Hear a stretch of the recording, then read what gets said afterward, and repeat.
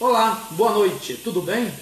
Eu sou o professor Davi Barbosa e voltando ao nosso diálogo sobre o concurso do Ministério Público da Bahia, no segundo tópico lançado em seu edital, Trabalho e Serviço Social, Reestruturação Produtiva e Rebatimentos Profissionais.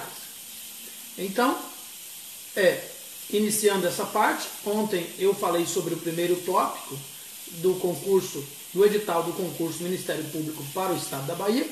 Hoje eu quero conversar com vocês sobre o segundo tópico, Trabalho e Serviço Social, Reestruturação Produtiva e Rebatimentos Profissionais.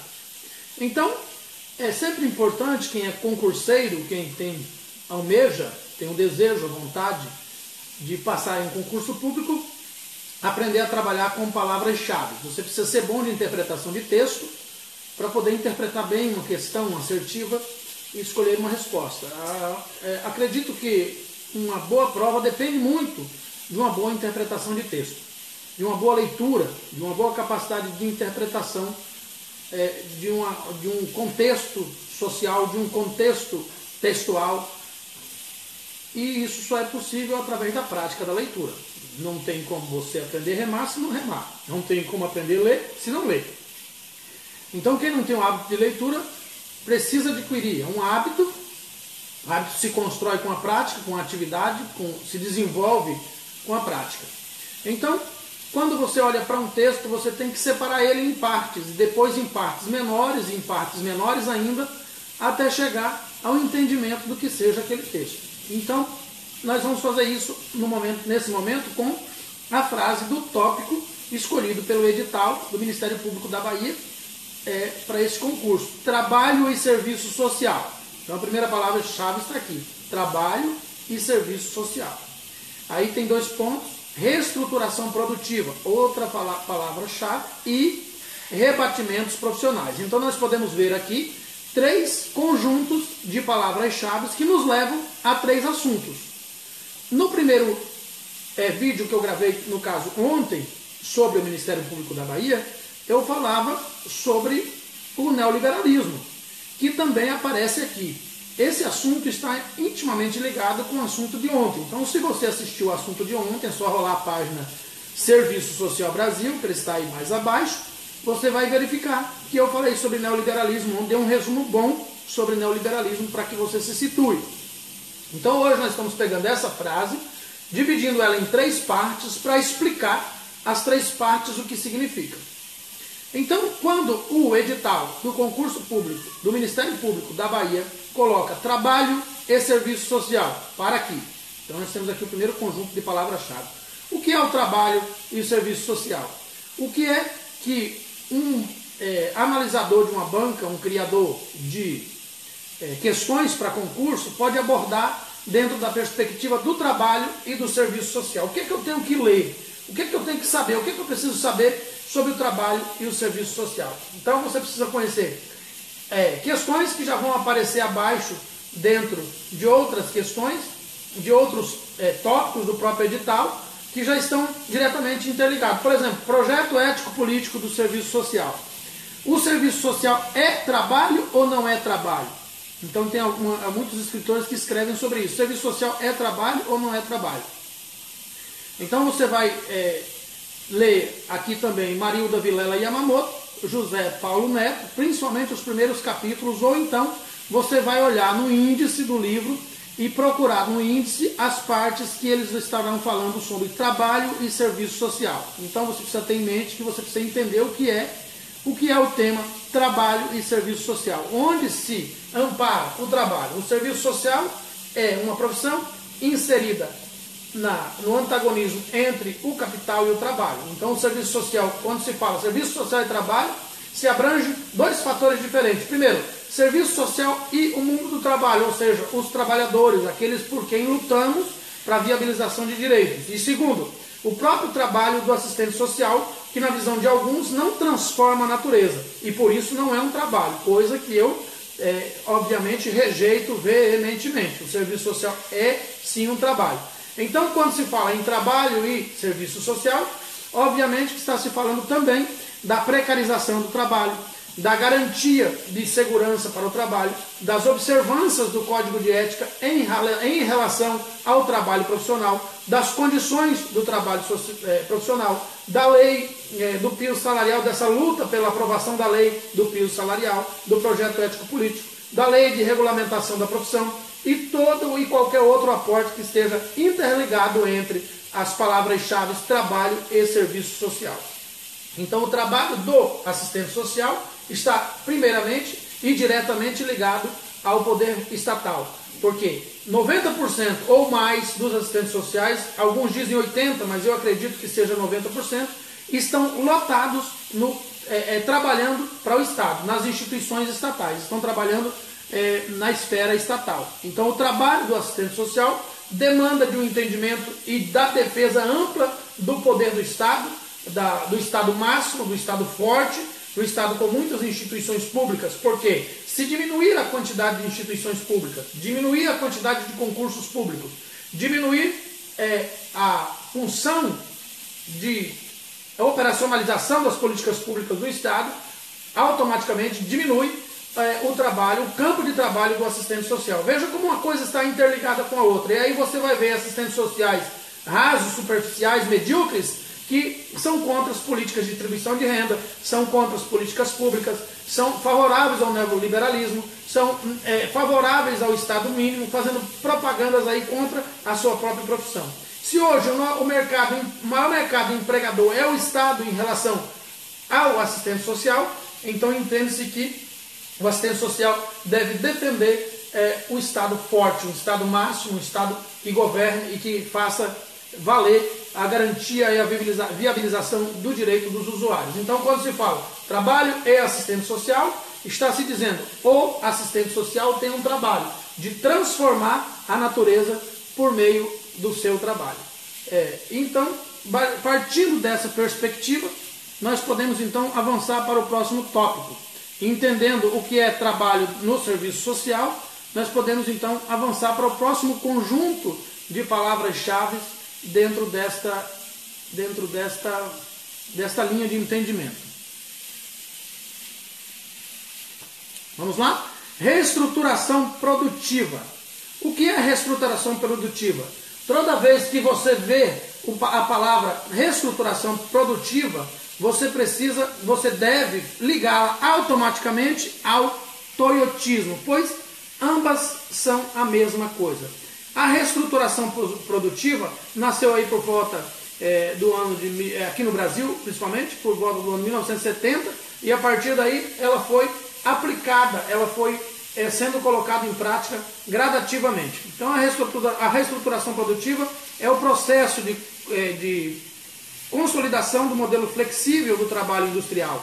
A reestruturação produtiva também é chamada de capitalismo flexível. É um processo que se iniciou na segunda metade do século XX e que correspondeu ao processo de flexibilização do trabalho na cadeia produtiva. Então, a comparação entre a reestruturação produtiva e o toyotismo, na verdade, eles são um só. E você vai entender isso durante o desenvolvimento de todo o processo de trabalho do assistente social. A característica principal desse modelo é a flexibilização da produção, ou seja, em oposição à premissa básica do sistema anterior.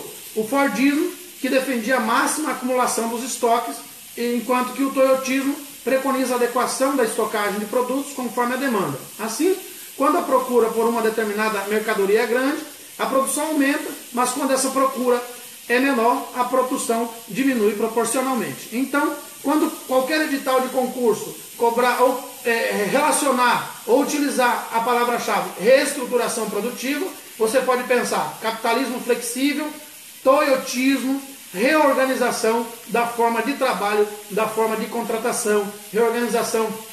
Por exemplo, no Fordismo, as pessoas trabalhavam numa produção em série, cada um fazia uma peça de um determinado maquinário e ninguém sabia como era que fazia o maquinário todo. Na reestruturação produtiva, eles mudaram isso. Dentro de uma empresa, a mesma pessoa pode fazer várias funções e até saber construir o carro todo. Pode participar de chefia. Criou-se também o plano de carreira para a pessoa começar a crescer dentro da empresa. os funcionários passaram a ser chamados de colaboradores, nasceu várias filosofias. Então são formas que o capitalismo cria para se reorganizar, tentando satisfazer a exigência das pessoas em função de manter-se no controle da acumulação do capital. E essa manutenção no controle da acumulação do capital é fundamental no entendimento do que seja reestruturação produtiva. Então, só para você relembrar, né, fixar o entendimento, reestruturação produtiva é o mesmo que capitalismo flexível, é o mesmo também que toyotismo. Estão interligados, é a mesma coisa. Para você entender mais sobre este assunto, recomendo que você leia o livro, o artigo de Cleilenda Linhares da Silva, com o tema, depois você procura aí no Google, Reestruturação do Capital, Mudanças no Mundo do Trabalho e os Rebatimentos para o Serviço Social. Então, resumidamente, observamos aqui trabalho e serviço social, né, observamos essa palavra-chave. Resumidamente também observamos a palavra-chave reestruturação produtiva, que é capitalismo flexível, e que também é toyotismo, que é a evolução do fordismo, que se modificou, ampliou na tentativa de satisfazer os trabalhadores, para satisfazer o mundo do trabalho, as pessoas envolvidas no mundo do trabalho. E por último, mas não menos importante, rebatimentos profissionais. Então, as mudanças provenientes da reestruturação do capital e os rebatimentos no trabalho, principalmente aí dos assistentes sociais. É a partir do novo quadro global em que o capital recria, então, estratégias para se fortalecer, trazendo transformações por meio do capitalismo flexível para o mundo do trabalho, que nós, os assistentes sociais, temos que fazer as perguntas sobre o nosso comportamento dentro do projeto ético-político e dentro do próprio movimento de classe.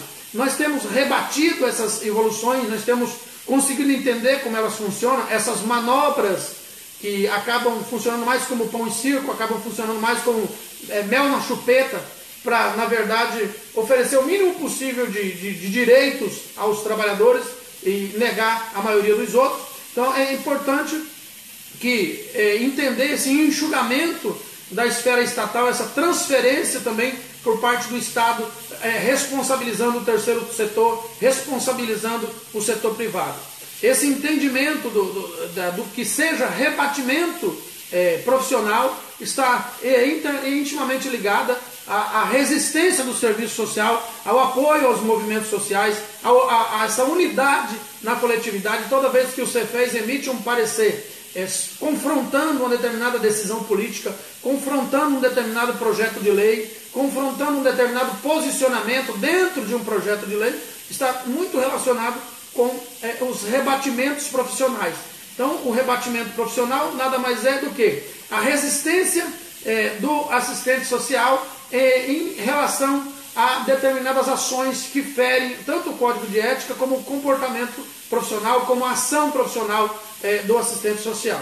Então, sendo assim, a partir aí, para a gente entender melhor, a partir do processo de descentralização das políticas públicas, com a ênfase na municipalização das instituições públicas e do atendimento estatal no cumprimento da prestação de serviços assistenciais, que acabou gerando o CRAS, o CREAS, o NASF e muitas outras instituições, o assistente social passou a ter condições de participar diretamente da participação popular e do controle social por meio dos usuários da política pública. Então, com o grande agravamento da questão social, com o nascedouro de novas expressões da questão social que se manifestam na exploração da mão de obra barata, na acumulação por uma pequena parcela da sociedade, enquanto que a maioria da sociedade, a maior parte da sociedade continua sendo explorada, continua tendo seu direito negado.